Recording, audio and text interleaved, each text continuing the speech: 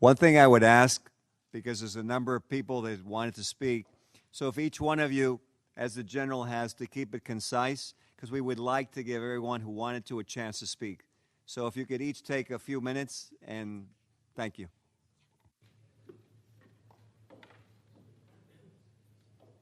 There we go. Hello, everyone. My name is Acacia Courtney, and I'm Miss Connecticut USA, and I want to extend a huge thank you to the Foundation of Drug-Free World and to all of you for being here today. I think for me, the biggest thing, and we've talked about this a little bit throughout the afternoon so far, and just even seeing the diversity in cultures and ethnicities and backgrounds and religions in this room, drugs don't discriminate. They affect all of us. And even if it's not ourselves who are being affected by drugs, as Councilman mentioned, our family, our friend, we may come across people who have been affected by drugs and it has changed their life because of it. Personally, being Miss Connecticut USA, and throughout the past 10 years, I run a nonprofit organization in my home state of Connecticut called Racing for Home. It's dedicated to ex-race horses, to thoroughbreds, giving them a second chance off of the racetrack. And one of the things that I really focus on in that is placing these horses in situations where they also help people, whether that's therapeutic riding programs for children with autism, veterans dealing with PTSD, or something I've really focused on, which is vocational programs in prisons. And I've worked hands-on in the past couple of years with incarcerated women in particular, who have the chance to work with these horses and earn skills and learn how to find values and tools that will help them to find a job when they leave prison. And coming here today, I wanted to tell a story about one of the women that I met at Second Chances Farm at Lowell Correctional Facility in Ocala, Florida. Her name is Lori, and she was in school to become a nurse in the trauma facility. She's incredibly intelligent, she was accomplished, she was a hard worker, she was doing well in school. And one night she drank too much and she got behind the wheel intoxicated, and she got in an accident and killed somebody.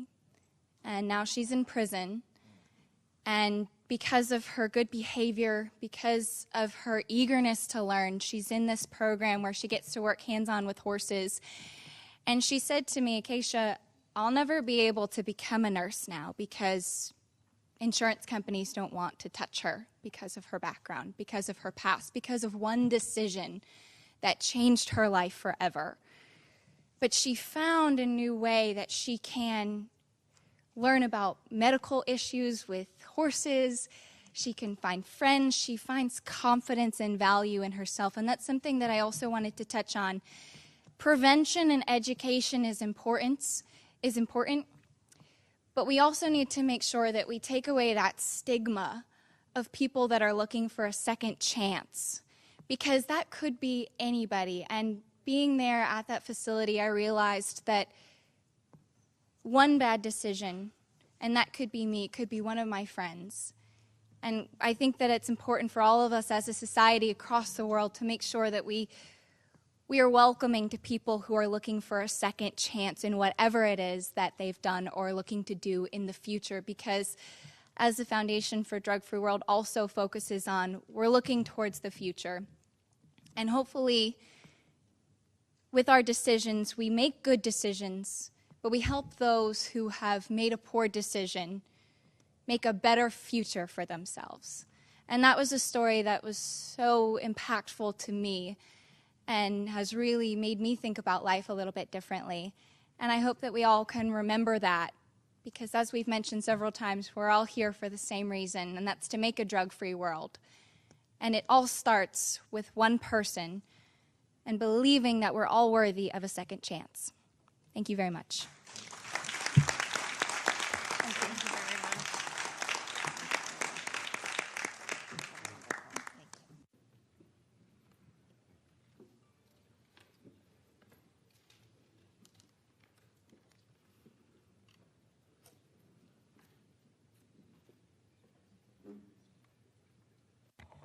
So I want to call up someone who actually helped us to start in New York. and he's from the National Latino Officers Association, and he's sitting right over here. Angel. He's getting his camera ready. And why don't you come up here next to Meghan? It is? Oh, cool. You know, we were in the Puerto Rican Day Parade with them a few times, and their group has been very helpful to disseminating this throughout the city area. Appreciate it. Is the mic on? Yes, it is. My name is Angel Ramos. I work in law enforcement, and at the time I was mentoring about 50 kids, and Dave, one of his associates, came. What's his last name again? Dave Tidman came to my office, and he pitched to me about the program, and I said this would be an excellent program. And every Wednesday after the kids would be done with school, we would meet up, and we had, I think it was Miss, I forget which. Miss New York, most likely. Yep, most likely, Miss New York. She came out and he did the presentation. A lot of the kids were impressed. And that's where we began helping to spread the message. And it's funny how everything just crossed roads, because another one of my members had met the organization as well. So at a meeting, I see Dave Tidman there. I'm like, hey, oh, how you doing? And they had nothing, they didn't know I was part of National Latino Officers Association. And I was just an officer in the precinct that helped Dave come and speak to my kids, you know, bridging that gap. So I just wanted to share that story and say it's been a great movement. One year we actually organized during National Night Out. This is a night where throughout the whole nation, all communities come together with law enforcement in appreciation of each other.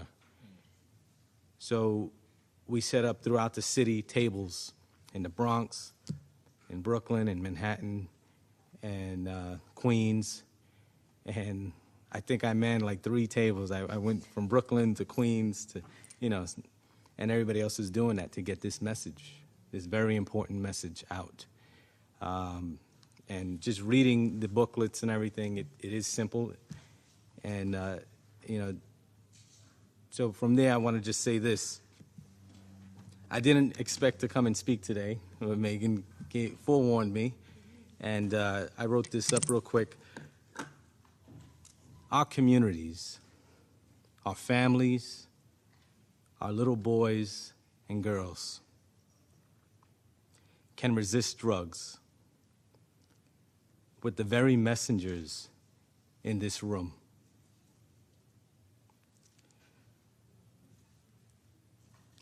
Word of mouth, texts, photos, videos is the start of the needed action. This United Nations Convention with International Drug-Free World inspires us to do better. Administering aid firsthand to someone who has overdosed, bringing that life back, inspires us to do better and prevent. This program is a key prevention. Thank you.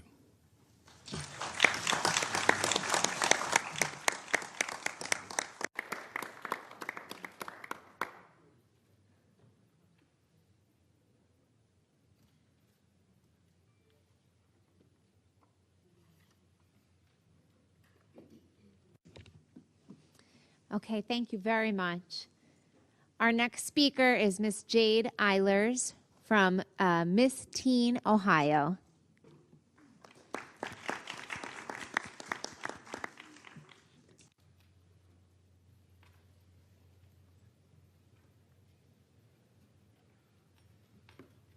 This is an impressive group of speakers we have coming up, right?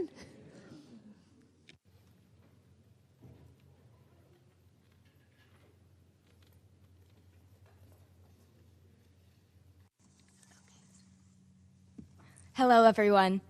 I'm so incredibly thankful to be speaking here to you all today. My name is Jade Eilers. I'm 16, and I'm from Dayton, Ohio. I'm also Miss Teen Ohio International 2019. With being Miss Teen Ohio International, I've created my platform, Start Talking, Building a Drug-Free Future. I chose my platform because I've lost several family members to addiction. I've spoken to legislators about drug policies and protocols. I've helped to plan and lead a rally of over 2,000 students from 75 cities to march to the Ohio State House to celebrate the fact that the majority of teens are not using substances. To further my prevention efforts, I've partnered with the Foundation for a Drug-Free World. They've been an amazing resource for materials such as banners, posters, bracelets, shirts, and information. The Foundation for a Drug-Free World has a pledge to be drug-free that I promote and encourage everyone to take. The Foundation for a Drug-Free World has done so much for me, but also so much good in the world. I am so proud to be partnered with them. As I mentioned earlier, the majority of teens are not using. However, that doesn't mean all teens don't use substances. Teens are using substances because they're bored and it's something to do. They're hurting and trying to feel something within themselves, and it's normalized in today's society. I am a strong believer in being involved in something positive and making a positive impact. We need to be encouraging teens to join clubs, join sports, and join the arts. Being a part of something special, like an activity, makes teens feel special.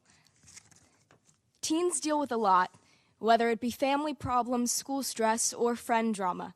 Teens are not being taught proper stress relief and coping skills, and that's a problem.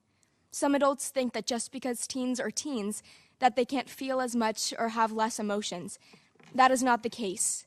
Teens are searching for something to make themselves feel better or not feel anything at all. We need to teach teens that along with physical health, mental health is also incredibly important. Lastly, teens use because it's normalized in today's society, and that's partially because teens don't know the facts about what they're putting into their bodies. That's where my part comes into play. I am actively working to educate my peers about the dangers of drugs to try to prevent today's youth from making harmful choices. Now I want you all to take time to really think. What more can we all be doing to help teens make the right choices? Thank you.